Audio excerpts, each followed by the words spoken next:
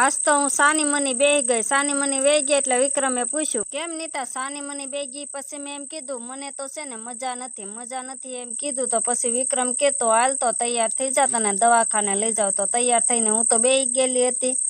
પછી તો છે ને વિક્રમ ગાડીએ વહી ગયા હાલી. પછી તો હું નીકળી ગઈ છું દવાખાને જવા. પછી વિક્રમે ગાડી તો વાળી લીધી છે.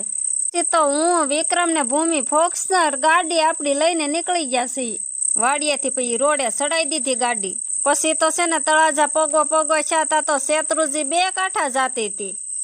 શેત્રુજી વટીને તળાજામાં આવ્યા તા તો ગણપતિ દાદા લેવા આવેલા હતા, કેમ કે ગણપતિ બાપાને બેહાડવાના છે.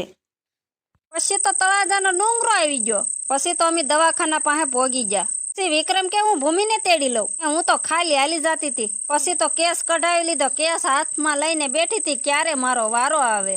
દવા લઈને નીકળી ગયા. વિક્રમ ભૂમિ હું તઈને નીકળી. રસ્તામાં તો મેલડી માની પ્રસાદી વેચતા હતા. તળાજેથી આવીને બદલાવ્યા છે કપડા બદલાવીને પછી છોડી છે નાની વાછડી ધાવવા મળી છે એની મમ્મીને. ને પછી તો છે ને હું વિક્રમને કહું છું કે આ વાછડી ધાવી લઈને એટલે પછી એને દોઈ નાખીએ. દોવાની તો હવે તૈયારી કરી લીધી છે.